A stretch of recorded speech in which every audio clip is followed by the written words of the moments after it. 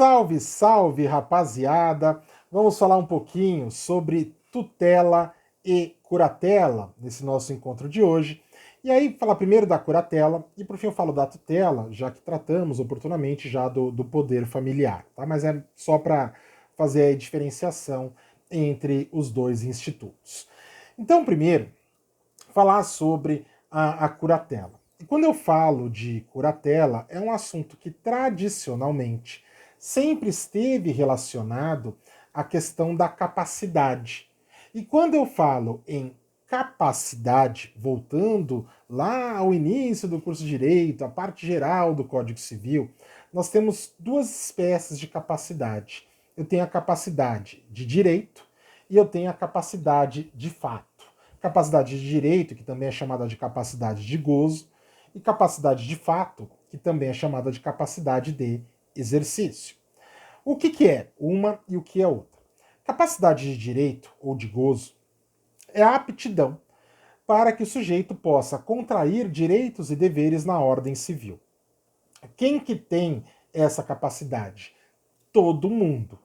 Todo mundo, desde o nascimento com vida, e alguns direitos ressalvados até mesmo para o nascituro, isso para a teoria natalista, a teoria concepcionista vai dizer, não, desde a concepção, o nascituro já é um sujeito de direito. Então aí, dependendo da teoria que você adote, desde o nascimento com vida ou desde a concepção. Sempre lembrando que mesmo para quem adota natalista, alguns direitos do nascituro são preservados. Então essa seria a capacidade de direito, é a capacidade de ser, de contrair direitos e obrigações. Por exemplo, eu sempre pergunto, um menor recém-nascido pode ser proprietário de um imóvel? Não pense duas vezes, hein? A resposta é, claro que pode! Claro que ele pode! Professor, como que o recém-nascido vai ser proprietário de um imóvel? Por exemplo, herança. Herança. Imagina, ele nasceu, um pouquinho depois morreu. O pai dele, a mãe dele, ele herdou. Ele não é proprietário? É. Ele pode ter recebido uma doação. Ele nasceu, a avó contemplou com um imóvel. Não é possível? É. Então ele pode sim ser titular de direitos. Ah, direitos bem. E obrigações? Se ele tiver um imóvel, não tem que pagar IPTU? Tem. Então todo mundo tem essa capacidade de direito, capacidade de gozo. Todo mundo tem essa aptidão para contrair direitos e obrigações na ordem civil. Então, o maior de idade tem, o menor também. O rico tem, o pobre tem, o analfabeto tem, o estudioso tem, até o corintiano tem. E aí você vê a seriedade do negócio. Se até o corintiano tem, você fala, pô, professor, então é todo mundo mesmo, né? Até essa subespécie até o corintiano tem a capacidade de direito. As brincadeiras à parte, não confundir com a capacidade de fato ou de exercício. O que seria a capacidade de fato? É a capacidade de exercer pessoalmente atos relacionados aos direitos na esfera civil. Então, eu falei que você pode ser proprietário de um imóvel, mesmo recém-nascido. Mas você pode exercer pessoalmente os atos e vender esse imóvel? Aí não. Aí já não dá. Aí você precisa de um representante. Por quê? Porque você não tem discernimento para tanto. Então, a capacidade de fato é uma capacidade que nem todo mundo tem. E o nosso Código Civil, lá nos artigos 3º e 4º, ele decidiu trazer quem não tem essa capacidade. Então, ao invés de dizer quem tem, ele fala quem não tem. Quem são os incapazes. Artigos 3º e 4º. No artigo 3º, ele tem as hipóteses de incapacidade absoluta. E no artigo 4º, as hipóteses de incapacidade relativa. Incapacidade absoluta significa que o sujeito não tem discernimento algum. A vontade dele é irrelevante. Por quê? Porque ele não tem discernimento ainda para emitir vontade. Então ele será representado por alguém e apenas o representante é que vai manifestar a vontade pelo menor de 16 anos. E na incapacidade relativa, já existe a manifestação de vontade do incapaz, mas ele deve ser assistido, ele deve ter uma assistência quando dessa manifestação de vontade, porque o discernimento mental ainda não é completo. E aí lá no artigo 3º e no artigo 4º nós temos o rol dos incapazes. No 3º, os absolutamente incapazes, que hoje são só os menores de 16, e no artigo 4º, a incapacidade relativa. Só que nós tivemos uma importante modificação no artigo 3º e no artigo 4º, com o advento da Lei 13.146 de 2015, que é o Estatuto da Pessoa com Deficiência. Porque o Estatuto da Pessoa com Deficiência, ele retirou do rol dos incapazes tudo que se relacionava à deficiência. No meu ponto de enxergar as coisas, o legislador deu um tiro no pé. Ele deu um tiro no pé. Por que que ele tirou os deficientes do rol dos incapazes? Porque entende o legislador, e parte da doutrina, que esse tratamento era discriminatório. Poxa, o sujeito já tem uma deficiência, você ainda vai dizer que ele é incapaz? E aqui nós temos que ter um certo cuidado com questão terminológica. Porque quando eu falo que a pessoa é incapaz, eu não estou dizendo que ela é, por exemplo, inútil. Não é isso, não tem nada a ver uma coisa com outra. Quando eu falo em incapacidade, eu estou dizendo, olha, essa pessoa não tem o discernimento total, então eu vou dizer que ela é incapaz para protegê-la. Quando eu falo em incapacidade, é proteção. Por que que o menor de 18 anos não pode praticar sozinho os atos da vida civil? É evidente, porque imagine uma criança de 8 anos, 7 anos, e essa criança, vamos supor que os pais faleceram num acidente de avião e tal, ele herdou um carro, um Porsche. Um Porsche.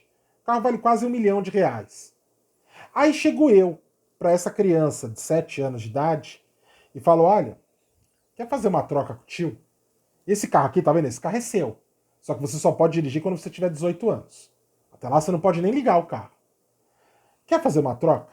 Você me dá o carro e eu te dou um PlayStation 5.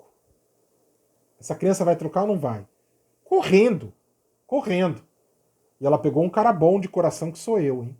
Porque se eu fosse sangue ruim, eu não precisava nem dar um PlayStation 5. Um saco de bala ela já estava trocando. Um saco de bala desse tamanho para você, ó. Você troca no cara? Troca. Troca. Então, para que isso não ocorra, o legislador fala, não, ele não tem discernimento. Ele é incapaz de ser representado. Então você não pode praticar esse negócio diretamente com a pessoa. E aí, por causa do termo incapacidade, para não chamar de incapaz, e essa foi a evidente finalidade do Estatuto. Nesse ponto, o Estatuto tem coisas fantásticas, hein? Não estou criticando também o Estatuto da Pessoa com Deficiência como um todo. Tá? Na parte que trata de acessibilidade, na parte que trata de reserva de cotas, de inclusão, é fantástico, é magnífico. Mas nesse ponto da capacidade, eu entendo que ele foi muito mal. E ele retirou. Né? Faça um comparativo como era o artigo 3º e como ficou. Né? Antes, aquele que não tinha discernimento algum, por causa de uma deficiência, era incapaz. Agora não é mais. Agora ele é considerado capaz. Professor, mas tem certeza? Tudo bem, ele retirou do rol, eu estou vendo. Mas tem certeza que ele deu capacidade? Deu. O artigo 6º do Estatuto da Pessoa com Deficiência, pegue aí e leia comigo. Ou o material que eu disponibilizo também tá, o artigo 6º. A deficiência não afeta a plena capacidade civil da pessoa. É mais claro que isso. A deficiência não afeta a plena capacidade civil.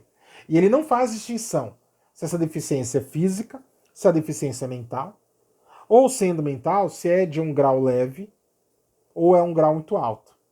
O código dos artigos 3º e 4º fazia essa distinção. Se a deficiência faz com que você não tenha discernimento, é absolutamente incapaz. Se faça com que você tenha um discernimento reduzido, você era relativamente incapaz. E se tivesse discernimento, você era capaz. Você não era incapaz pelo simples fato de ter uma deficiência. Então era um sistema muito bem estruturado. Só que aí vem esse artigo 6º e fala, não afeta a plena capacidade. Ele tem capacidade plena. Eu não posso mais dizer que o deficiente é incapaz em nenhuma situação. Nenhuma. Pode ser um sujeito que não sabe nem o nome, nem o próprio nome, nem o nome do país onde vive. Não importa. Ele tem uma deficiência, mas ele não pode ser considerado um incapaz. E aí o artigo 6º, ele dá alguns exemplos, né? A deficiência não afeta a plena capacidade civil da pessoa, inclusive para, número 1, casar-se e constituir união estável. Aqui eu falo que tudo bem, porque se o cara tiver pleno discernimento, ele não casa. Então, para o sujeito casar, ele tem que estar com alguma coisa mesmo não funcionando muito bem. Além disso, exercer direitos sexuais e reprodutivos. Poxa, eu precisava do estatuto para dizer que a pessoa com deficiência pode exercer direitos sexuais e reprodutivos, pode fazer sexo. E vou além. O que isso tem a ver com a capacidade? Quer dizer que quem não tem capacidade não pode? Então você, menor de 18 anos, em hipótese alguma, porque você não tem capacidade, então você não pode fazer sexo, não pode praticar ato sexual. Estranho o estatuto vir falar sobre isso, né? E aí fala de outros, né? Exercer o direito de decidir sobre o número de filhos. Gente, tem situações que o sujeito, como eu disse, ele não sabe a moeda corrente no Brasil. Como vai decidir sobre o número de filhos? Inciso 4, conservar a sua fertilidade, sendo vedada a esterilização compulsória. Quem em sã consciência defende o contrário? Não, vamos sair esterilizando todo mundo, para que não tenham mais filhos. Não tem cabimento. Exercer o direito à família e à convivência familiar e comunitária. De novo, o que isso tem a ver com a capacidade? Né? Mas o que importa para a gente é o caput, né? Que não afeta a capacidade plena. E no artigo 84, o Estatuto repete isso. Porque ele fala, a pessoa com deficiência tem assegurado o direito ao exercício de sua capacidade legal em igualdade de condições com as demais pessoas. Então ele tem a mesma capacidade do que eu, você, que o seu colega do lado, todo mundo. Vejam, de novo, quando eu falo em capacidade, eu não estou falando em aptidão, não, nada disso. Estou falando em discernimento para poder praticar os negócios sozinho, sem nenhum tipo de assistência ou de representação. O Estatuto retirou do rol dos incapazes os deficientes. Eu falo que o legislador sempre faz tudo ao contrário aqui, né? Tudo. Porque se o termo incapacidade é agressivo, é ofensivo, e eu entendo que ele é sim, não era mais fácil mudar o caput do artigo 3º e do artigo 4º? Ao invés de mexer num sistema que funcionava e retirar os deficientes de um rol de pessoas que devem ser protegidas, não era mais fácil mudar o caput? E ao invés de falar são absolutamente incapazes, calma, coloca um caput assim, são merecedores de especial proteção mediante representação. Olha aí que legal. Você está dizendo, eu tenho que proteger essas pessoas, elas precisam ser representadas por alguém. Né? No artigo 4º, colocasse no caput, também merecem proteção, ainda que em menor grau, mediante assistência. 2 pontos, elenca. Era só mudar o caput e não precisava chamar ninguém de incapaz, não ofender ninguém. Mas o legislador sempre prefere fazer o mais difícil. Eu sempre coloco algumas imagens, o pessoal que tem meu material de aula pode dar uma olhada, que o legislador ele faz tudo ao contrário. Então, se ele pegar um potinho de Danone, ele não vai abrir a tampinha de alumínio. Ele vai virar o pote ao contrário e vai serrar o que seria o fundo do pote para tomar o Danone por ali. Se ele for comer pão com manteiga, a manteiga ele passa por fora do pão, porque ele é do contra. É do contra, ele faz contra as convenções, ele não vai pelo mais fácil. Ele vai sempre pelo mais difícil. Ele usa a meia fora do sapato. Por que tem que usar a meia dentro do sapato? Ele põe o sapato, põe o tênis primeiro e põe a meia por fora. O nosso legislador faz tudo ao contrário. A calça ele põe nos braços, a camiseta ele põe no pé. Quem tem o material de aula tem todas essas imagens lá que representam, que ilustram o legislador. Se ele vai carpinar o terreno, ele vai com o cabo da enxada, ele não vai com a parte ali da pá. Porque o legislador faz absolutamente tudo ao contrário. E ele mexeu tanto no artigo 3º quanto no artigo 4º. E eu falo que a questão, a prova de que era uma questão apenas terminológica, vem na modificação do parágrafo único do artigo 4º. Porque o parágrafo único do artigo 4º dizia o seguinte: a capacidade dos índios será regulada por legislação especial. Aí o Estatuto da Pessoa com Deficiência, não me pergunte o que tem a ver com a questão dos índios, mas ele alterou esse parágrafo único para que a redação agora seja a seguinte: a capacidade dos indígenas será regulada por legislação especial. Ele só trocou índio por indígena. Porque o termo índio ganhou de forma totalmente indevida, um sentido pejorativo em expressões como programa de índio, coisas do tipo. E por causa disso, ele muda de índio para indígena. É uma questão terminológica. Quer dizer, estão utilizando o termo errado, porque o índio tem uma cultura que deve ser valorizada, é o início de tudo de muita coisa que nós temos ainda hoje na nossa cultura, né? E porque o termo é utilizado incorretamente, você muda a lei para mudar índio para indígena. Então fica a prova de que de fato foi uma questão meramente terminológica. Mas, professor, então, ao atribuir capacidade aos deficientes, então quer dizer que eles não têm mais proteção? Evidente que precisam ter. Não é assim. Só que aí causa uma situação que é extremamente contraditória. Porque quando eu falava em curatela, o que eu estava me referindo? Curatela seria uma medida protetiva de pessoas maiores de idade, que não estão sob o poder familiar de ninguém. Então são pessoas maiores de idade, mas que precisam ser protegidas, precisam estar sob os cuidados de alguém, precisam estar sob a curatela de alguém. Então a curatela, tradicionalmente, foi um instituto relacionado aos maiores incapazes. É maior de idade, mas é incapaz, precisa da curatela, precisa de alguém protegendo. Hoje, e por isso que eu fiz essa parte introdutória, o termo curatela ele não está relacionado mais apenas aos incapazes. Porque eu tenho a curatela dos incapazes, continuo. Então, os viciados em tóxico, os ébrios habituais, o pródigo, eles são todos colocados sob curatela. E eles continuam sendo incapazes. Então, olha que coisa interessante. Quer dizer, para o deficiente, o termo incapaz é pejorativo, é ofensivo. Mas para o viciado em tóxico e para o ébrio habitual não é? Porque eles continuam lá. Por isso que eu falo que deveria ter mudado o caput e não o tratamento dos incisos. Mas enfim. E nós temos, além da curatela para essas pessoas que continuam sendo consideradas incapazes, eu tenho hoje curatela de pessoas capazes. Não, professor, como assim? Se o cara é capaz, por que ele precisa ter curatela? Porque ele não tem discernimento. Porque ele precisa de proteção. Ele tem uma deficiência que impede que ele pratique sozinho os atos da vida civil. Ah, então ele é incapaz. Não, não mais. O deficiente não pode ser considerado incapaz, porque o Estatuto da Pessoa com Deficiência retirou ele do rol dos incapazes. Então ele é capaz. Nós lemos aqui o artigo 6º e o artigo 84 do Estatuto. Ele tem capacidade plena. Só que mesmo tendo capacidade, eu vou colocar ele sob curatela de alguém. Meio contraditório isso, né?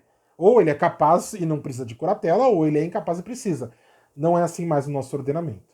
Então hoje nós temos a curatela dos incapazes e também curatelas de pessoas capazes, que são os deficientes. Mas em qualquer dos casos, tanto na curatela dos incapazes como na curatela das pessoas capazes, a curatela é uma medida de proteção extraordinária, então é algo que é exceção, não é a regra, proporcional às necessidades e às circunstâncias de cada caso.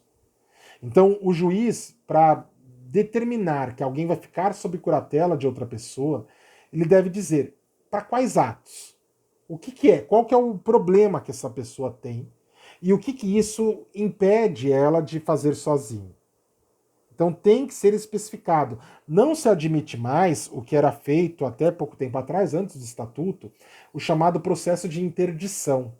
E a interdição também, existe até uma discussão se acabou ou não, porque o estatuto tinha acabado com ela, pelo menos para os deficientes. Só que o CPC, que entrou em vigor, o CPC, olha que coisa interessante, o CPC é uma lei mais velha do que o estatuto, só que como ele teve prazo de vacácio de 1 ano, ele entrou em vigor depois. Então, nesse meio tempo, durante esse ano, foi feito o Estatuto da Pessoa com Deficiência. Aí ele acabou com a interdição para os deficientes. Só que o CPC, que foi feito antes, tratava do processo de interdição para deficientes. Poxa, mas esse aqui revogou aquele. Não. Por quê? Porque ele não estava em vigor. É ele que entrou em vigor depois, porque ele teve vacácio de 1 ano. Então, quando ele entra, ele revoga esse aqui. Então, hoje existe a discussão de direito intertemporal, se o processo de interdição ainda existe ou não. Mas, de qualquer forma, aquela interdição genérica, né, onde se dizia, o sujeito não tem discernimento para fazer nada, e o curador é que vai fazer tudo, não se admite mais. Tem que especificar o que é que ele não pode praticar, para quais atos que eu estou nomeando um curador. E aí, de preferência, um familiar, né, de grau mais próximo na medida do possível. Se tiver alguém mais próximo, eu vou excluindo os mais remotos, tá? Então tem cônjuge, o cônjuge é que é o curador.